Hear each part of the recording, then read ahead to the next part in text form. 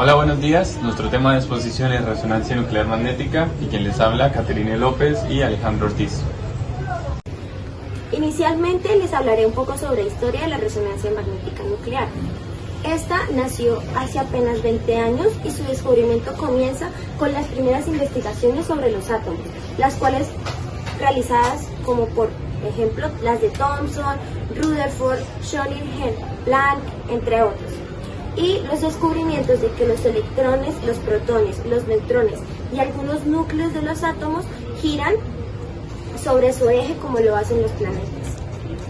Sobre 1930, Isidor Rabi y su equipo de investigación utilizaron la técnica denominada resonancia magnética de haces nucleares para estudiar propiedades magnéticas de los átomos. Este descubrimiento lleva a que también se descubran las propiedades del momento angular de spin. Esta técnica se basa en hacer igualar las frecuencias de radio con las frecuencias precesionales de los núcleos mediante la manipulación del campo magnético. Más adelante, Rabi, en vez de manipular el campo magnético, manipuló las frecuencias de radio. Esto potencia el campo magnético y amplía el espectro de las señales resultantes. En Estados Unidos, un poco más adelante, dos grupos de investigación, liderados por Edward Purcell y Felix Bloch, de manera independiente, buscaron una forma de que el método fuera más simple de resonancia magnética en materia condensada. Decidieron trabajar en base al hidrógeno y usaron parafina y gotas de agua como fuentes de este elemento. Luego, los equipos de investigación usaron la misma técnica de Rabi de manipular las ondas de radio y los campos magnéticos, con lo cual detectaron resonancia magnética al observar que la energía de los núcleos se absorbía o se cedía al campo de frecuencia de radio, demostrando que la resonancia magnética nuclear en materia condensada podía ser posible.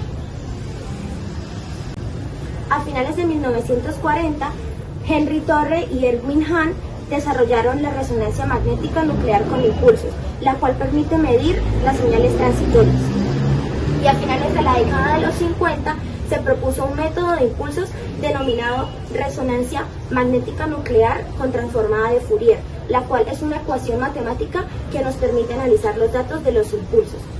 Prácticamente al mismo tiempo, un equipo en el que se encontraba Richard Norberg demostraron experimental y teóricamente este modelo matemático. Al final de la década de 1960, Richard Ernst y Weston Anderson decidieron manipular las frecuencias de radio y al momento de terminar la manipulación, instantáneamente realizar la técnica de Fourier. Esto le permitió a los investigadores observar señales hasta 10 veces más débiles que las anteriores.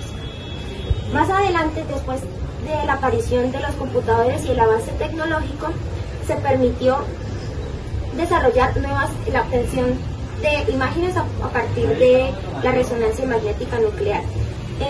Estos avances iniciaron con el ingeniero británico Godfrey Hunsfeld, el cual fue el primero en fabricar un instrumento que combinaba una máquina de rayos X con un ordenador y empezó a realizar una reconstrucción algebraica explorando un organismo en varias direcciones, manipulando estas imágenes, las imágenes presentadas en el computador.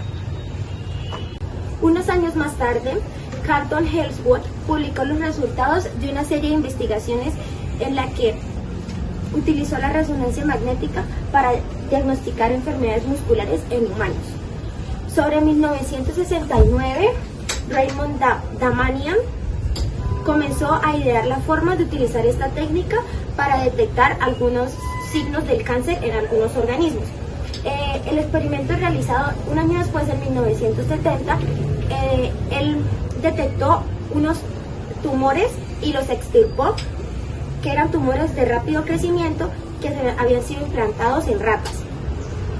Estos estudios que él realizó permitió determinar que la resonancia nuclear magnética para trabajar tejidos era diferente a la que se debía trabajar para detectar tumores.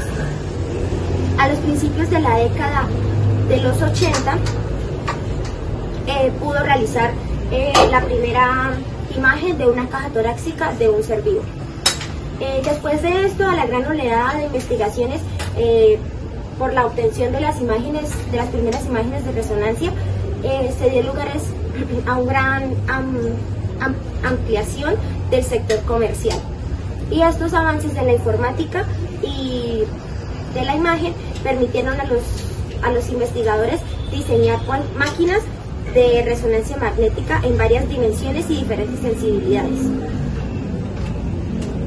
Bueno, ahora vamos a mirar qué es la resonancia magnética y cómo funciona.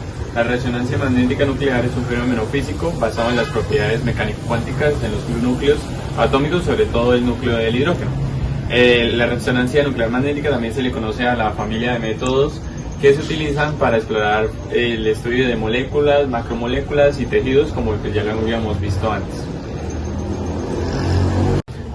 Los protones de hidrógeno, los átomos de hidrógeno parecen o son similares a los imanes y tienen su propio campo magnético, lo que vemos por ejemplo acá. Y depende de cómo quieren, se les llama o spin alfa o spin beta. Cuando los átomos de hidrógeno están sin presencia de un campo magnético, ellos no tienen un momento nuclear magnético o un momento angular magnético. Eso significa que no tienen un spin definido, pero en presencia de un campo magnético, pues ya se dirigen. Pueden ser paralelo o antiparalelo al campo magnético que se les proporciona. Como decía, en presencia de un campo magnético, los protones de hidrógeno pueden tomar posición paralela o antiparalela. Cuando se toma una posición paralela es lo que nosotros conocemos como un spin alfa, o en química también lo conocemos como un medio. Cuando se toma una posición antiparalela se le conoce como un spin beta, y es lo que nosotros llamamos en química menos un medio. Para pasar de un spin alfa a un spin beta se necesita energía. Un ejemplo para entender esto es una brújula. La brújula funciona como el protón de hidrógeno. En su estado normal, o sea con menos energía, la brújula apuntará al norte magnético, se apuntará al sur magnético, pero pues se dirá que es el norte. Pero si yo muevo la brújula con el dedo, entonces ella va a apuntar hacia otro lugar, y este movimiento requirió energía. Esto es lo que nosotros llamamos como un spin beta, y es pasar del spin alfa al spin beta se necesita energía. Por eso los spins beta son más cargados con energía. Cuando se aplica un campo magnético, los spins alfa adquieren la energía necesaria para cambiar su momento nuclear magnético a beta. Cuando esto pasa, se dice que el campo magnético y el protón están en resonancia. Y esta resonancia de energía corresponde a una frecuencia, porque la energía corresponde a H por nu, donde H es la constante de Planck y nu es la frecuencia. Esta frecuencia se puede ver en la frecuencia de ondas de radio del espectro electromagnético. La intensidad del campo magnético determinará la diferencia que hay entre el spin alfa con energía más baja hasta el spin beta con energía más alta. Por eso es que los nuevos equipos que utilizan RMN utilizan equipos con más intensidad de campo magnético y pues por ende con más energía. Ahora, ¿cómo funcionan las máquinas de RMN? Aquí tenemos por ejemplo pues el imán, y aquí vamos a colocar nuestro tubo de muestra con el compuesto que estamos buscando, que puede ser una molécula, ¿sí? Hacemos rotar esta molécula con un campo magnético específico y controlado, y vamos a utilizar un transmisor de radiofrecuencias porque esto está en el espectro de radiofrecuencias. Se manda con una frecuencia en específico y hay un detector que detecta qué parte de esta frecuencia fue absorbida por la muestra. Esta absorción se registra en forma de un pico si el protón está aislado. Cuando se tiene un solo protón aislado, digamos que solo tuviéramos un hidrógeno, entonces este va a transmitir en una frecuencia específica que podría ser cualquiera de estas, depende también del campo magnético. Cuando es solo un protón va a mostrar solo un pico, ¿sí? Pero si es una molécula compleja, por ejemplo como el C5H10O, tenemos varias cosas que están en juego. Hay algo que se llama el índice de diferencias de hidrógeno, y eso lo que va a determinar es qué tipo de estructura es la que tenemos, si es un carbonilo, si es un carboxilo, etc. Por ejemplo, en la molécula del C5H10O tenemos 1, 2, 3, 4, que están implicados con la cantidad de hidrógenos y la cantidad de carbonos. Pero si notan, solo hay 4, entonces ¿dónde está el quinto carbono? Eso se halla con la diferencia, el índice de diferencia de hidrógeno. Esto nos determina son hidrógenos, pero tenemos pues 10, ¿no? Lo que tenemos que hacer es multiplicar por 2 la cantidad que tenemos. ¿Y por qué nos muestran estos picos? Esto pasa porque aunque nosotros aplicamos un campo magnético, la molécula de hidrógeno está en interacción con los otros campos magnéticos de las otras moléculas. Por ejemplo, puede ser con los mismos hidrógenos o con el carbono y el oxígeno. Entonces, estos picos que nos muestran, usando la fórmula de n-1, contando 3 picos sería n, menos 1 sería la cantidad de vecinos que tiene el átomo de hidrógeno. En este caso, por ejemplo, tiene 2 vecinos, usando la fórmula de n-1. En este caso tiene solo un vecino, en este caso tiene 1, 2, 3, 4, 5, 6, tiene 5 vecinos, porque es n-1, y en este caso tiene 2 vecinos. Y así es que vamos armando poquito a poquito qué forma tiene la molécula de C5H10O. Dentro de las aplicaciones de RMN podemos dividir en 1 las aplicaciones de la espectroscopía y 2 las aplicaciones de la imagen. Las aplicaciones de la espectroscopía van más ligadas hacia la química y la bioquímica, y probablemente estas se iniciaron cuando por una espectroscopía del carbono se siguió el metabolismo de la glucosa, la cual estaba marcada por un isótopo del carbono en una suspensión. En base a los resultados obtenidos, se concluyó que esta técnica era muy útil en el estudio de procesos biológicos. La enorme versatilidad de esta aproximación de la técnica nos permite investigar varios aspectos, como la estructura tridimensional y dinámica de macromoléculas biológicas, así como el estudio de una anatomía normal o patológica de un ser vivo o de algunos modelos animales.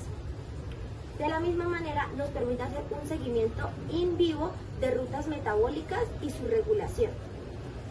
Estos seguimientos in vivo son gracias a que los métodos de ahora son menos sensibles que los clásicos, los cuales oscilan entre 0,1 y 1 milímetros, y los cuales permiten hacer estudios in vitro o in vivo respectivamente. Las aplicaciones de la imagen de RMN toman fuerza en el diagnóstico clínico, y las cuales merecen un importante interés, las que están encaminadas al diagnóstico, pronóstico y estudio de diferentes neuropatologías, como lo son tumores intracraneales, neurodegeneraciones o encefalopatías. De la misma forma, nos permite hacer un estudio funcional del cerebro. Además, gracias a los avances tecnológicos, podemos usar la imagen de RMN para abordar áreas que tradicionalmente se creían que eran imposibles de realizar mediante RMN, las cuales son la imagen cine o esta imagen en 3D de alta resolución. Esperamos que este video les haya servido de ayuda para conocer la base de cómo es la resonancia magnética nuclear y qué aplicaciones tiene en la época moderna, pues lo que vendría siendo el estudio de la mecánica cuántica aplicada a la resonancia magnética nuclear. Muchas gracias, espero les haya gustado. A continuación mostraremos las referencias en las cuales basamos nuestra exposición. Estos son varios estudios y artículos publicados por medio pues, de varias universidades, o por ejemplo la National Academy of Science tiene varios artículos sobre resonancia magnética, y nos basamos en el realizado por Conlan, el de una ventana abierta a la curación de la mente y el cuerpo, el desarrollo de la resonancia magnética, o el estudio de la Universidad de Santiago de Compostela, que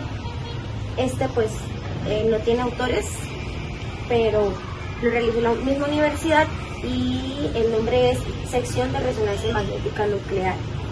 De igual forma, adjuntaremos a este video nuestras diapositivas para que ustedes puedan seguir el link de estas referencias si desean tener un poco de conocimiento más a fondo sobre lo que acabamos de exponer.